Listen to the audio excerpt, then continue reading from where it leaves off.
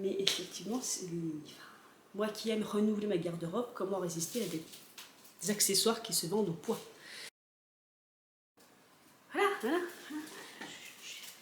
C'est ce que j'explique tous les jours à mon banquier. Comment voulez-vous que je résiste?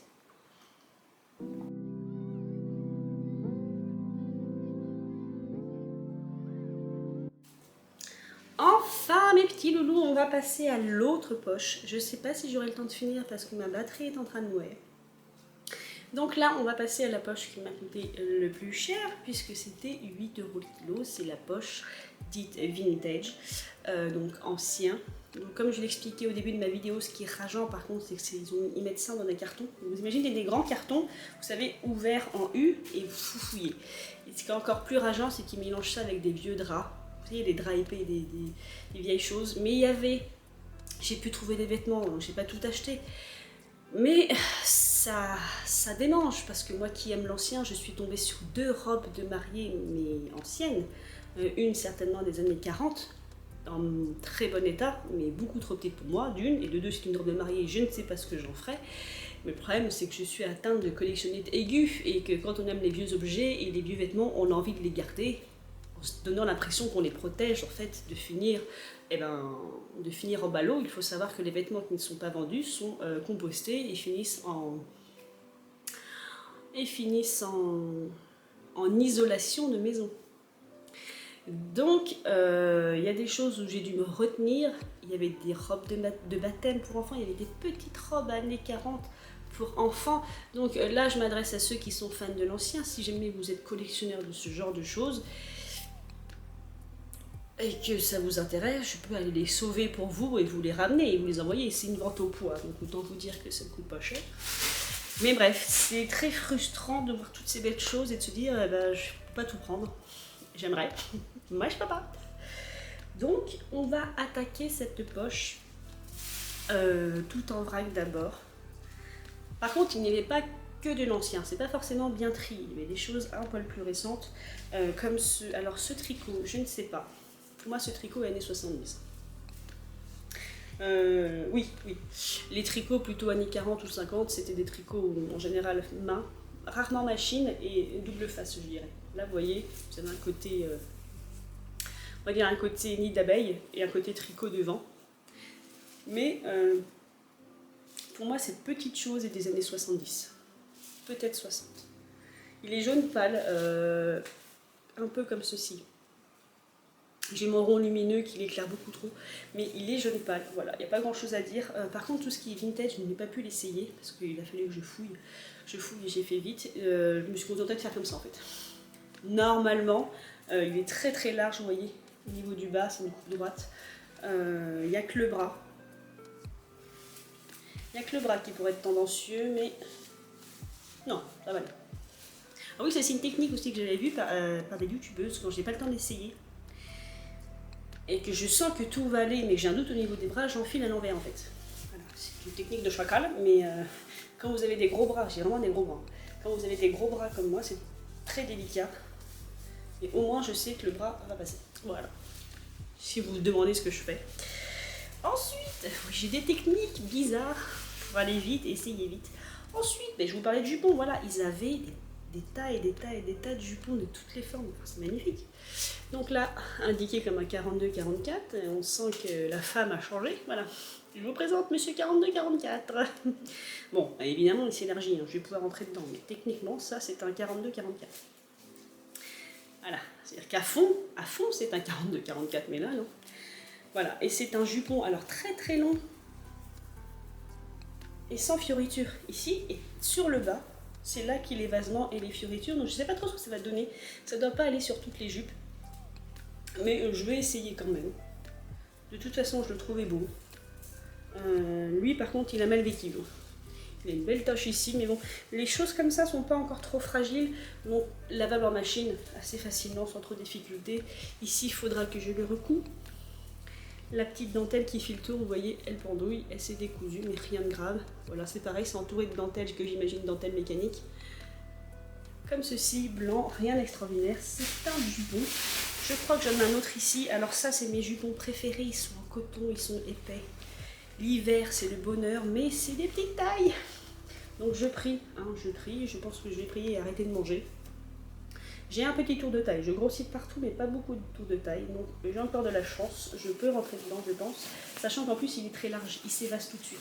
Il est fait pour une robe, ce que je dirais, une robe en corolle, ouh, je vais y arriver, ou en A-line, mais peut-être que vous l'entendez, il est blanc, il est très épais, il est en coton, donc ça c'est clairement les jupons que je préfère, l'hiver ils sont parfaits, et le détail est en bas, voilà. Je vous laisse admirer le détail en bas du jupon. Voilà, il y a des gens qui me demandent des fois comment je fais pour survivre en jupe l'hiver. Jupon et collant, voilà. Comme faisaient nos grands-mères finalement. Je vous dirais que le seul moment où je n'aime pas porter de jupe, c'est quand il pleut. Et je ne sais pas pourquoi. Quand il fait froid et sec, je ne sens pas le froid à travers mes jupes, si je suis bien couverte. Mais quand il pleut, je n'aime pas avoir de jupe.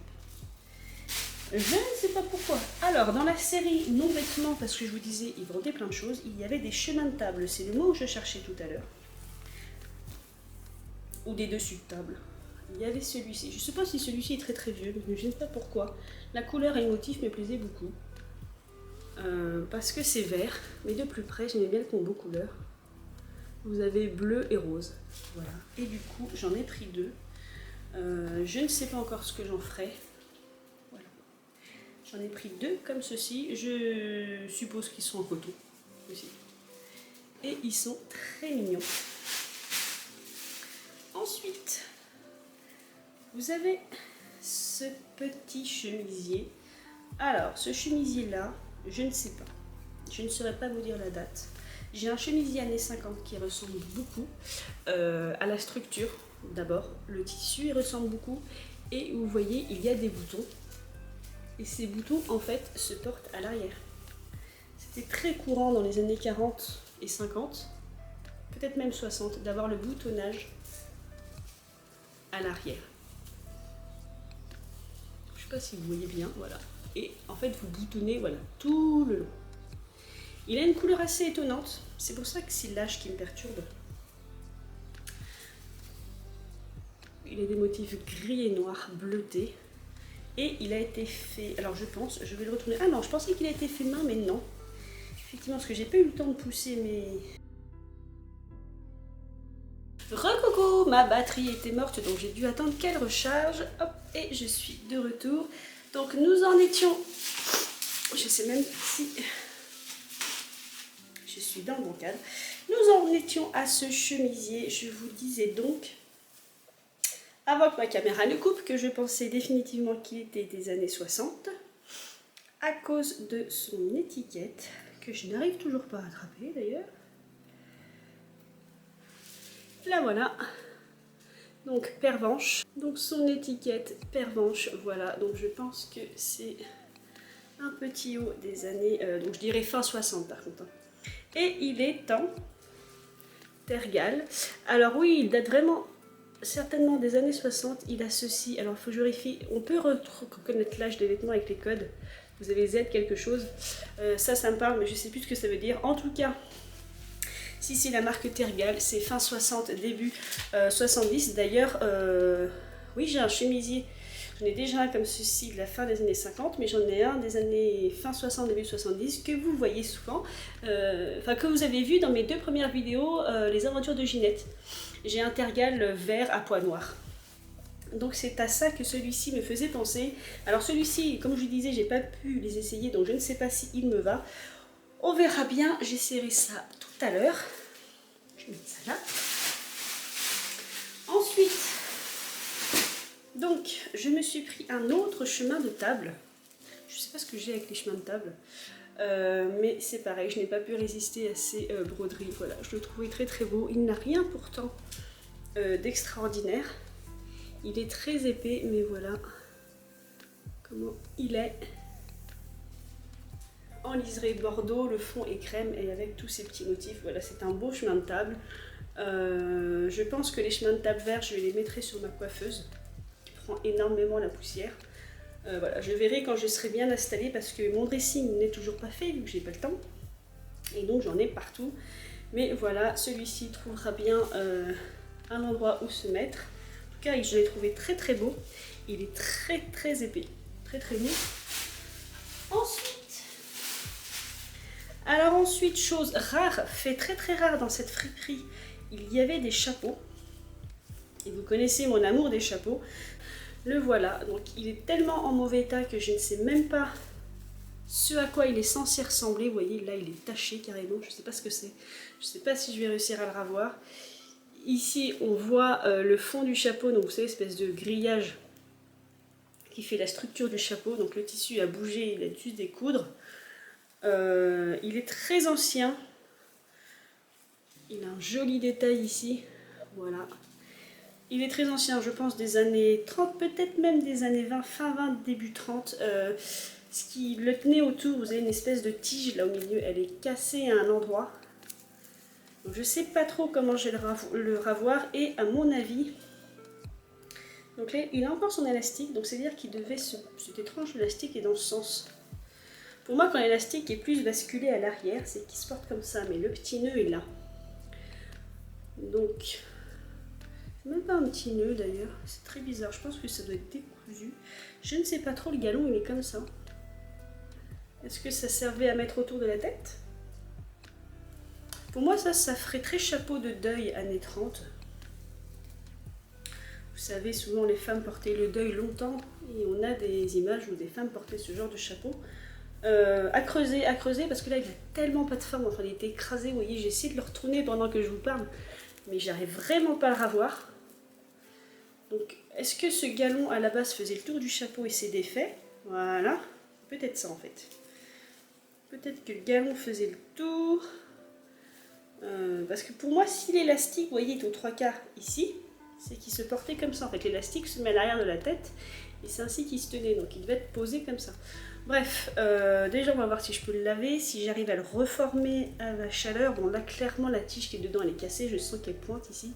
Je sais pas trop, mais c'est tellement rare de trouver des chapeaux là-bas.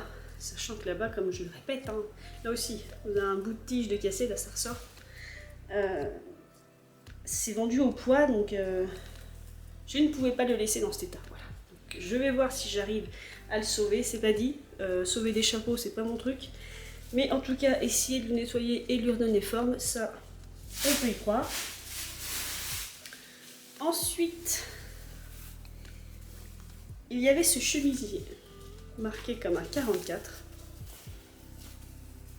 Je ne saurais pas vous dire de quand il date, clairement. Les boutons sont en plastique, donc je pense qu'il n'est pas si ancien, toute proportion gardée. Hein.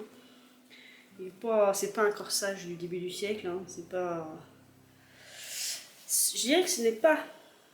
Comment vous dire? Il n'est pas vieux, mais il n'est pas récent. Alors, comment dire ça? Les boutons sur le devant, l'étiquette, les 44 sont plutôt récents, mais le tissu fait vieux. Comment vous dire? Je pense qu'il doit être des années 60. Ou des années 60 peut-être, ou 70. Mais il a une coupe et un tissu qui pourrait le faire passer pour plus vieux. Je ne sais pas si vous voyez ce que je voulais dire. Vous voyez, là vous avez les manches bouffantes. Vous avez... les manches ont un détail de revers, voilà. C'est des manches 3/4 et elles ont un détail, c'est-à-dire enfin 3/4. Si c'est ça, ce sont des manches 3/4, vous voyez. Et elles ont un détail, donc peut-être fin 50, début 60. Je m'interroge sur celui-ci. Non, peut-être pas fin 50, j'exagère. Années 60, début 70 peut-être. Mais clairement, il n'y aurait pas ce genre de bouton et l'étiquette, le tissu pourrait faire penser à un tissu un peu plus ancien. Quoique un peu trop brillant peut-être, mais... En tout cas, je crois que celui-ci, j'avais dû l'essayer vite fait. J'avais dû essayer de le passer au niveau des bras. Vous savez, comme je fais à l'envers. Et, oui, normalement, alors ça va être juste. Si jamais c'est pas ma carrure. Et vous voyez comment c'est fait là? Ce genre de détail, hein, assez sophistiqué quand même. Donc peut-être, oui, début 60. Je verrai à l'essayage. Si jamais la carrure est juste, je ne pourrai pas rentrer dedans. À voir. Alors, toujours mes petits jupons. Alors celui-ci est vraiment très très beau. Et il est vraiment très à l'envers. Si je vous le mettais dans le bon sens, ce serait mieux. Voilà. Voilà, un petit jupon. C'est bien parce que l'élastique est encore là, était très grand, donc je sais que je vais rentrer dedans. Et avec ce genre de détail, je vous mets de plus près parce que c'est vraiment très joli. Voilà. C'est très beau.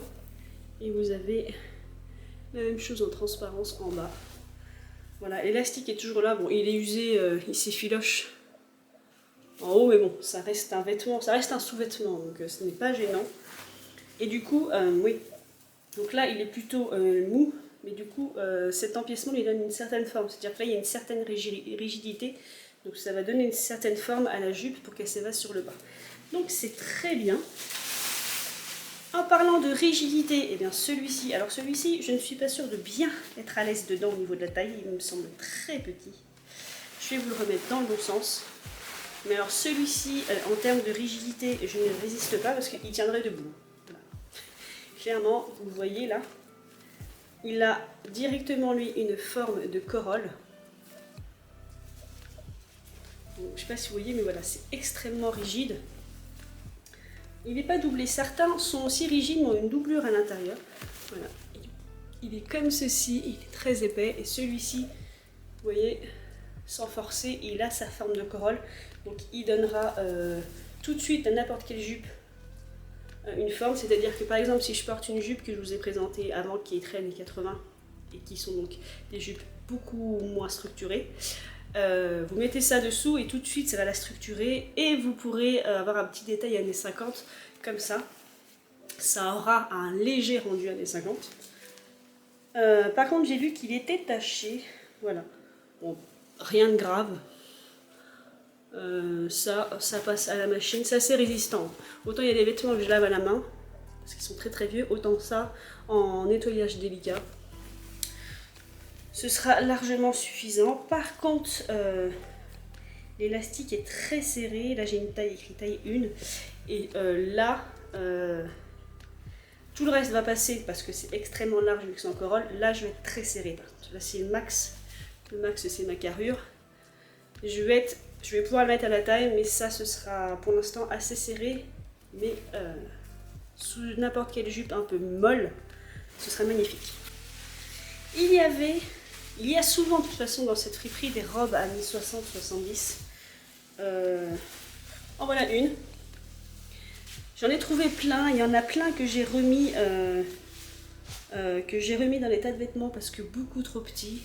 Encore à cette époque-là, les tailles des femmes étaient toutes petites. Celle-ci, j'ai pas eu le temps de la vérifier. J'ai des doutes au niveau de la taille. Je suis pas sûre, mais je la trouvais trop jolie parce que donc elle a une sorte, je ne sais pas si vous vous rendez compte, elle a une sorte de voilage comme ça, au niveau de l'épaule, donc il doit passer par-dessus l'épaule, je pense.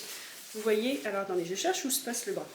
De ce côté-ci, le bras est comme ceci, voilà. Et de ce côté-ci, le bras va se mettre comme ça. Vous avez un côté qui est beaucoup plus grand que l'autre et qui a un effet drapé. Mais vraiment drapé, hein. Le drapé est très grand. Donc ça sera très joli. Si seulement je peux rentrer dedans, mais là je ne suis pas sûre, mais je la trouvais trop belle. Et elle avait un détail auquel je n'ai pas pu résister, qui est un détail idiot. Je sais, mais c'est beaucoup de souvenirs pour moi, et surtout mon papa. C'est parce qu'il y avait ça d'accrocher dessus. Donc si mon papa passe par là, alors je vais vous mettre, c'est l'étiquette du pressing qui est aussi vieille que la robe manifestement. Et vous noterez que le pressing se trouvait dans une ville qui s'appelle Le Bouscat. Donc le Bouscat c'est en Gironde, c'est à côté de Bordeaux. Et Le Bouscat c'est là où mon papa vivait. Donc Le Bouscat, c'est des souvenirs, c'est une partie de ma famille. Mais je la trouvais très belle. Beaucoup des robes années 70 que je trouve ont d'énormes motifs. J'en ai des floraux, enfin des florales plutôt, vertes, vert d'eau, des florales de toutes les couleurs, des trucs très orange, très marron, très années 70. Celle-ci, je la trouvais trop mignonne, sachant que je suis de mariage cet été. Et j'aimerais bien pouvoir rentrer dedans. Non, parce que là, manifestement, je pense que au niveau des hanches, ça va peut-être aller, mais au niveau de la taille, mes enfants, voilà, je sais pas, on verra bien. Et cerise sur le gâteau, elle était en parfait état. Je n'ai pas de tache. Alors parfait état, sauf, imagine, à l'endroit où ils ont laissé l'étiquette. Et encore, L'épingle à nourrice a légèrement verdi mais n'a pas trop rouillé. Voilà. Ça c'est l'endroit où il y avait l'étiquette.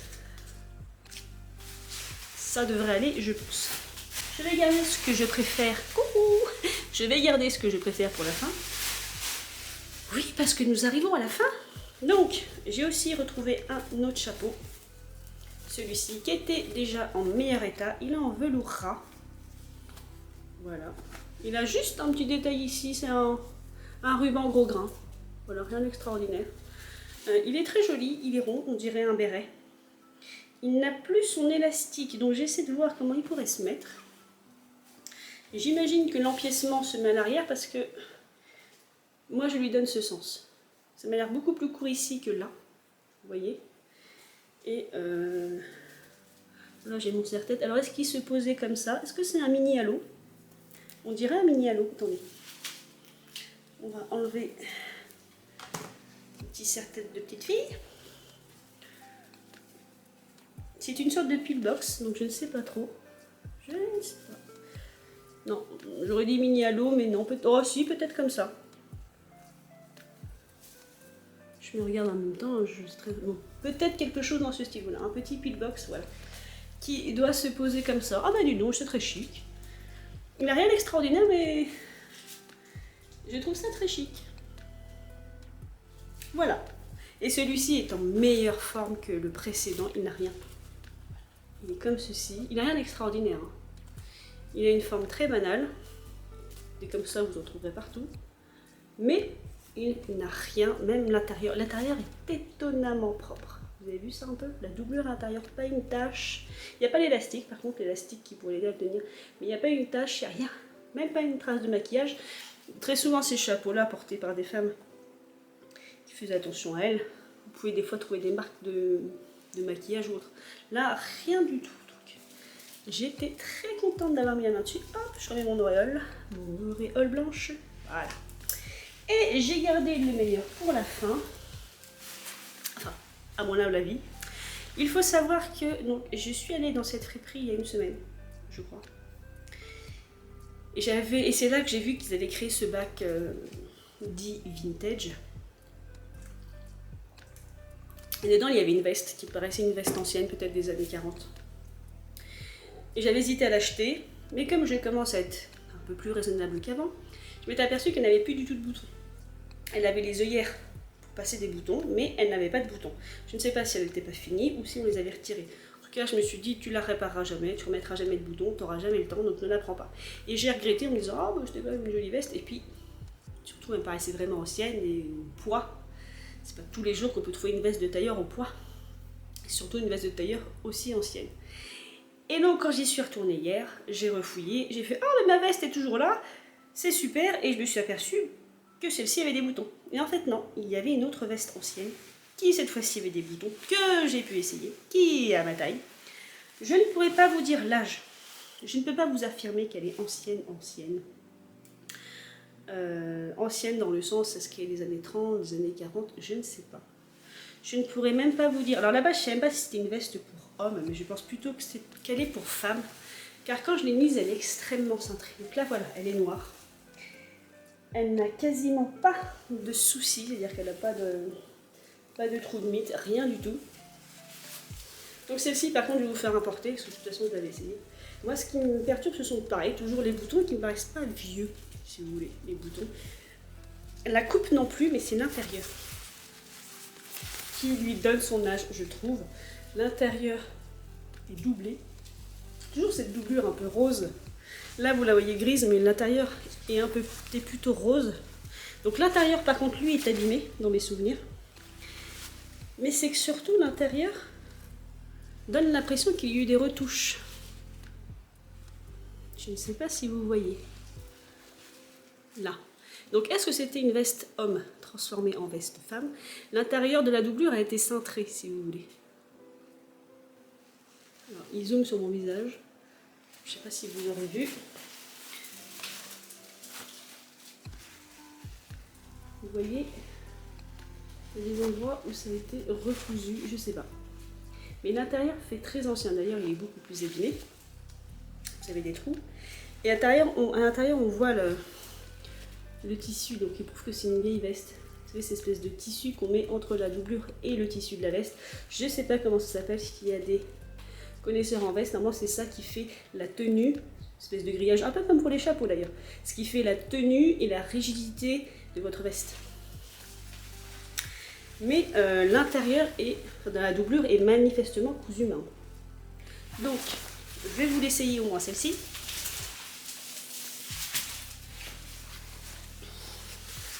Hop. Donc, elle me va juste. C'est-à-dire qu'elle me va, mais il ne faut pas que j'ai un gros pull dessous. Donc, vous voyez, elle me va vraiment juste.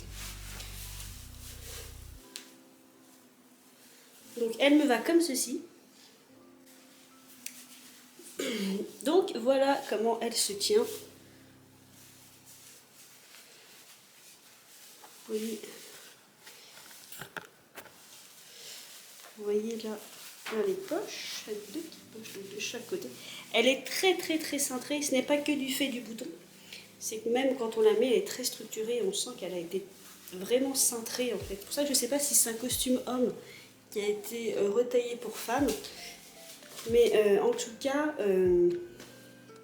avec mon pantalon à pois, c'est pas terrible, mais avec genre la petite jupe noire que je vous ai montrée au tout début, la petite jupe noire qui avait un petit détail en V en bas, jupe noire, bleu marine, qui avait un détail en V en bas pour qu'il y ait un bout de tissu qu'on puisse mieux se déplacer, pour rajouter un bout de tissu en plus, et bien je pense que ça irait très bien. Mais voilà mes petits loulous. Donc je vais vous mettre ça plus près, voilà comment elle se présente. Alors les boutons sont très récents, vous avez deux boutons ici, il y en a un seul qui est actif. Donc voilà, si vous avez plus d'idées, voilà pour la poche. Et surtout, il y a un détail à l'intérieur que je ne vous ai pas montré, qui m'intrigue beaucoup, qui me parle, mais je ne sais plus pourquoi. C'est ce détail-ci. Alors, je ne sais pas si c'est la signature du couturier, en fait, ou de la couturière, mais c'est une signature pour moi. Je ne sais plus ce que ça signifie. Moi, je vois des chiffres, il y a un 4. Là, ce serait un F, mais on dirait, je ne sais pas si c'est des chiffres romains. Là, nous avons un 4. Alors, je vais vous mettre ça droit. Voilà, vous avez ça à l'intérieur. De sérigraphie, on va dire, entre guillemets, mais au fil. Quelqu'un a cousu ça au fil, si ça vous parle. Moi, ça me dit quelque chose, mais j'ai pas encore fait de recherche, ça me parle ça. On va la retirer. Elle n'a pas de bouton au niveau des manches, je ne vous ai pas montré les manches. Les manches sont comme ceci en fait, elles sont ouvertes. Je la trouve très masculine, c'est pour ça que je me demande si c'est pas une veste masculine. Une veste de tailleur pour homme, transformée par une femme pour une femme. Et donc voilà mes petits loulous, ce sera la fin de ce gigantesque haul. Donc pour le coup, je mettrai cette vidéo sur mes deux chaînes, s'il y a un peu de tout, il y a pas mal d'anciens pour le coup. Et je la mets aussi sur mon autre chaîne, la classe moyenne, pour ceux qui aiment les friperies et pas forcément que les friperies qui sont liées à l'ancien. C'est pour ça que je le mets sur mes deux chaînes. En attendant, je vais boire un coup. En attendant mes petits loulous, j'espère que cette très longue vidéo vous aura plu. Je ne sais pas encore si j'en ferai deux. Si jamais c'est vraiment trop long. J'embrasse tous mes nouveaux abonnés. J'ai un peu plus d'abonnés qu'avant. Donc je me rends bien compte que plus j'offre du contenu, plus j'aurai d'abonnés. Mais je travaille et j'ai d'autres réseaux sociaux. Je fais quelques vidéos sur TikTok s'il y en a que ça intéresse. Donc j'ai une chaîne TikTok où il y a écrit Madea Victoire. Tout simplement. Mais en attendant, je suis contente que mes vidéos plaisent. J'ai eu des commentaires très encourageants, très sympathiques. Je vous remercie beaucoup pour ça. Si vous êtes de passage sur ma chaîne ou sur mes deux chaînes et que ça vous a plu, n'hésitez pas à vous abonner parce que c'est beaucoup de travail. Tourner une vidéo, c'est 1 heure. La montée, ça peut m'en prendre 2 à 3 heures. Et là où j'habite, uploader une vidéo, ça peut être très long puisque nous n'avons pas un super réseau. Donc voilà, abonnez-vous, likez, commentez surtout. Alors surtout pour la veste, s'il y en a qui ont une idée de l'inscription, parce que je vais essayer de chercher, mais c'est pas dit que je trouve. Mais voilà, en attendant, ça me fera toujours plaisir de faire des vidéos, même si j'ai très peu d'abonnés, parce qu'en fait j'aime faire ça. Donc, Voilà mes petits loulous, je vais conclure cette vidéo, je vous embrasse. Et surtout, faites ce que vous voulez dans la vie, mais faites-le bien. À la prochaine!